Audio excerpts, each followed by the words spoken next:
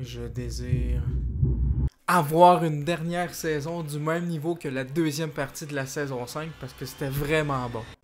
Pourquoi se battrait-on puisque j'ai déjà gagné? Lucifer a beaucoup changé. Il se donne à fond quand on lui fait confiance.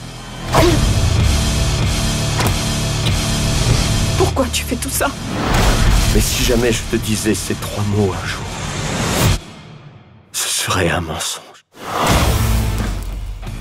Salut tout le monde, j'espère que vous allez bien. Et oui, aujourd'hui, petite critique sur la deuxième partie de la saison 5 de Lucifer, sortie sur Netflix vendredi le 28 mai. Donc moi, en fait, je suis un grand fan de la série Lucifer, je l'aime beaucoup, j'aime le personnage de Lucifer joué par Tom Ellis. J'aime pas mal l'ensemble du casting principal, que ce soit Amenadiel, Ella Lopez, Chloé Decker, Dan Espinosa. J'aime un peu moins Mace par contre dans les dernières saisons. Dans les premières, elle était fantastique, mais dans les dernières saisons, je l'ai moins apprécié ce personnage-là. Je trouve qu'elle tourne en rond avec ses états d'âme et tout. État d'âme alors qu'elle se cherche un âme. Quand même assez ironique, hein. J'aime beaucoup cette série-là, surtout que depuis que Netflix a racheté la série, de 1 parce qu'on voit qu'il y a beaucoup plus de budget, puis ils peuvent faire plus d'idées de mise en scène dans leur réalisation, mais aussi parce qu'il y a moins d'épisodes par saison, puis ben, l'histoire globale prend plus de place que les enquêtes policières aussi.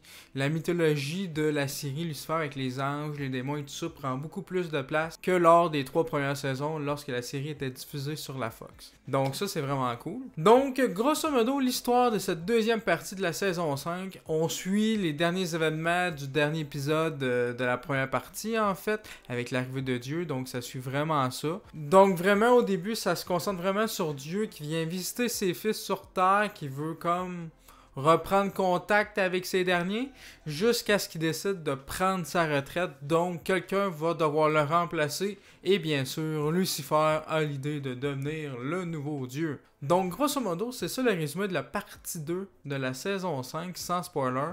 Bien évidemment, il n'y aura pas de spoiler dans cette vidéo-là. Donc avant de dire les qualités et les défauts de cette deuxième partie-là, je tiens à dire tout de suite que j'ai préféré cette deuxième partie-là à la première partie de la saison 5.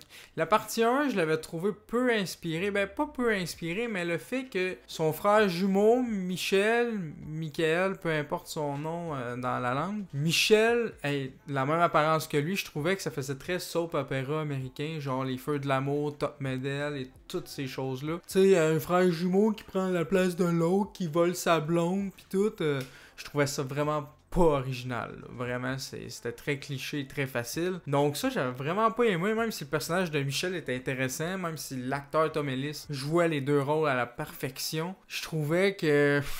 ouais, on dirait qu'il y avait comme plus trop d'idées, fait qu'ils se sont dit... Michel va avoir la même apparence que Lucifer, ça va être cool, hein?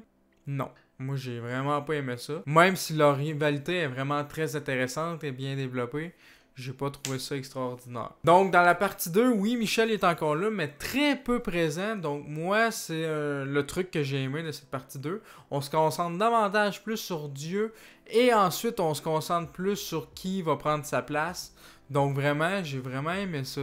En fait, je trouve que le principal défaut de cette deuxième partie-là de la saison 5, c'est qu'il n'y a pas d'antagoniste principal. Parce que dans les 3 premiers épisodes de cette partie-là, on se concentre davantage sur Dieu, puis Dieu, ce n'est pas un antagoniste à proprement parler. Même si Dieu, ben... fout un peu n'importe quoi dans la vie de Lucifer, puis Lucifer aime pas trop ça parce que, tu sais, il y a une dualité avec son père. C'est pas un antagoniste à proprement parler. Donc, dans cette partie 2-là, il y a un antagoniste, mais on le voit jamais, puis il est là juste à la fin. Fait que c'est ça que j'ai moins aimé de cette saison-là, c'est qu'il n'y a pas d'histoire globale. Oui, il y a une histoire globale, mais pas très présente jusqu'à ce que les derniers épisodes arrivent. Mais là, vu qu'on divisé la saison en 2 parties, ben ça fait en sorte que dans la deuxième partie, il y a plus d'épisodes indépendants. J'ai trouvé, tu sais, des épisodes indépendants, genre il y a une enquête, il faut qu'il la résout, puis c'est lié à sa vie personnelle aussi l'enquête, il veut pas, il trouve toujours une petite morale derrière ça, Lucifer. Mais là c'était plus ça, on était plus revenu aux épisodes un peu quand c'était la Fox, quand il y avait des épisodes indépendants.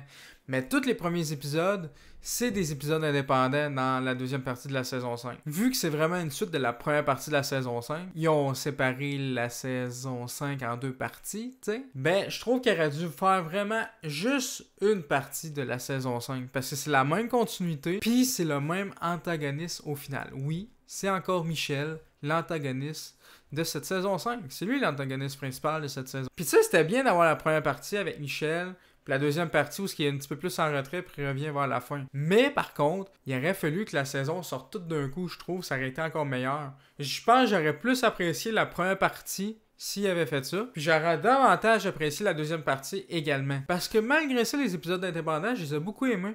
Style l'épisode musical, il était pas là pour rien, il apportait quelque chose au personnage de Lucifer, puis il y a une bonne raison pour laquelle le monde se met à chanter et tout ça. Puis il y avait quelques reprises de chansons plutôt cool pour vrai. C'est sûr que c'est pas des grosses chorégraphies qu'on voit comme dans High School Musical, des trucs comme ça, mais c'était bien joué, moi j'ai trouvé, puis ça apportait vraiment quelque chose au personnage de Lucifer, surtout que c'est un personnage qui aime jouer du piano puis qui aime chanter. Fait que ça fitait, je trouve, avec la série. Tu sais, des séries avec laquelle ça fitait moins, genre Riverdale. Ou l'épisode encore centré sur Daniel, c'était vraiment cool, ça développait bien le personnage, il y a quand même un petit twist intéressant. Puis ça m'a fait beaucoup penser à un film de David Fincher, je vous dirai pas lequel, pour vous garder la surprise. Puis il y avait aussi un épisode centré sur Linda, la psychologue, donc ça faisait plaisir également. Par contre, le personnage d'Ella, j'ai trouvé qu'elle était un petit peu plus en retrait dans ces nouveaux épisodes, et c'est un peu dommage parce que c'est un personnage qui est vraiment rafraîchissant puis qui apporte une douceur à la série puis un certain comique aussi. Donc ça, j'ai trouvé ça décevant qu'elle soit un petit peu plus en retrait. Il y a des retours d'anciens personnages également. Il y en a certains qui c'est plus ou moins pertinent, comme Eve, c'est pas un spoiler, on l'a vu dans la bande-annonce. Donc Eve, elle revient, mais ça n'a pas servi à grand chose en fait. Son retour, là, pour vrai, c'est comme passé quasiment inaperçu. Les 8 épisodes de cette deuxième partie-là, je les ai écoutés toutes d'une traite en une journée, puis c'était vraiment bon pour vrai. Des épisodes qui durent entre 50 minutes, 1 heure. J'ai aimé cette deuxième partie-là aussi parce qu'on voyait plus d'anges, plus de démons. Ben, pas vraiment, mais un peu. En tout cas, on développait l'aspect mythologie de la série Lucifer, tu sais, juste avec Dieu, ça apporte quand même un grand atout. D'ailleurs, parlant du personnage de Dieu, on voit pas toute sa puissance, mais c'est ça que j'ai aimé aussi, tu sais, il est plus là en soutien, puis il apporte une touche vraiment comique. Moi, j'ai vraiment aimé ça, c'était surprenant, j'ai trouvé, avec le personnage, puis il est touchant à la fois aussi, puis on essaie de le comprendre, parce que oui, le thème principal encore de cette saison-là, c'est la famille. Dans la partie 1, c'était la confrontation entre les deux frères jumeaux, Michel et Lucifer. Puis là, au début de cette deuxième partie-là, c'est la rivalité père-fils. Puis qui essaie de recoller les morceaux pour qu'il y ait une belle relation entre les deux. Parce que, tu sais, le père était pas toujours présent et tout ça, tu sais, c'était Dieu, il y avait d'autres choses à faire quand même. Donc ouais, j'ai vraiment aimé cette deuxième partie-là, même s'il y a quelques trucs que j'ai moins aimé, comme le fait qu'il y avait plus ou moins d'antagoniste principal, si tu te fais juste à la deuxième partie. Parce que bon, c'est Michel tout le long de cette saison-là, le méchant principal, mais Michel est plus en retrait dans cette deuxième partie-là. En fait, Michel fait des actions, mais on le voit comme off-screen. Fait que c'est pour ça que je trouve qu'il aurait dû mettre les deux parties ensemble, les sortir ensemble, vu que c'est la même histoire, vu que c'est le même méchant, à la place d'avoir un an de décalage, tu sais, c'est très bizarre comme principe, j'ai trouvé. La relation Chloé-Lucifer bat encore de l'aile, malheureusement. Ça, moi, je trouve qu'on a vraiment tourné en rond. On a juste hâte qu'ils soient ensemble. On sait qu'ils vont finir ensemble, mais ça traîne en longueur. C'est le principe de ces séries-là, mais moi, ça m'agace vraiment. C'est un des points faibles de la série, même si je trouve la relation Chloé et Lucifer vraiment forte, puis les acteurs ils ont vraiment une bonne chimie entre eux autres. Mais malheureusement, il y a toujours des petites raisons pour lesquelles il y en a un des deux qui repousse l'autre, qui dit « Oh non, je t'aime, mais pas maintenant. Je peux pas t'aimer. Oh non, pas tout de suite. » Ça m'agace au plus haut point. Là. Ça fait déjà 5 saisons qu'on endure ça. Là. J'en peux plus. Puis pour vrai, les 2 derniers épisodes de la deuxième partie de la saison 5 font sans doute partie des meilleurs épisodes de la série. Vraiment. Ils sont vraiment bons. Il y a plein de rebondissements, des trucs que tu t'attends pas. L'avant-dernier épisode est vraiment touchant, émouvant.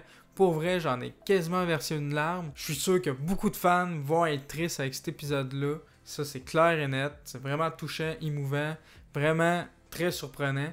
Puis le dernier épisode me fait beaucoup penser au dernier épisode de la saison 4 en fait, avec une petite guerre, ou plutôt une petite bataille. Ils appellent ça une guerre, mais moi, voir du 10 contre 10, j'appelle pas ça une guerre vraiment. On voit des têtes se faire couper, on voit que c'est du Netflix, tu sais, c'est pas de la Fox en fait, tu sais, c'est pas des trucs qu'on voit dans une chaîne publique à la TV. Donc vraiment, ça c'était cool, même si je trouvais qu'ils reprenaient un peu le même truc que dans la saison 4, même le décor, même le lieu ressemble un peu à la saison 4. Puis bien sûr, dans cette bataille-là, il y a le combat Michel contre Lucifer. C'est pas un spoiler, on le voit dans la bande-annonce. Donc vraiment, si vous aimez la série Lucifer, je pense que vous allez adorer cette deuxième partie-là. Moi, je l'ai vraiment préféré à la première, comme je l'ai dit plus tôt. Ben, j'ai trouvé que dans l'ensemble, c'était une très bonne saison. Puis moi, j'ai vraiment aimé. Ouais. La deuxième partie est vraiment plus forte et plus riche en émotions avec Dieu, avec ce qui se passe dans l'avant-dernier épisode que je vais pas dire bien sûr. Puis même avec le dernier épisode, oui, il y a beaucoup de rebondissements. C'est vraiment très prenant. Puis ben ouais, moi avec le cliffhanger qu'on a eu, j'ai quand même hâte de voir la saison 6. Oui, on s'attendait à ce que ça finisse comme ça, mais quand même, de le voir à l'écran, c'est quand même cool. Donc voilà, c'est tout pour ma critique. J'espère que la vidéo vous aura plu. Dites-moi en commentaire ce que vous avez pensé de cette partie 2-là. Est-ce que vous l'avez préférée à la première? Est-ce que vous pensez comme moi qu'elle aurait dû sortir la saison, les 16 épisodes en même temps? Comme ça, on aurait pu plus apprécier cette saison-là. N'oubliez pas de laisser un petit pouce bleu à la vidéo si vous l'avez aimé, ça l'aide beaucoup la chaîne. À partager les vidéos, ça m'aide beaucoup à me faire connaître également. Et surtout, à vous abonner pour voir les prochaines vidéos. Sur ce, on se dit à la prochaine. Continuez de regarder des films et des séries. Ciao!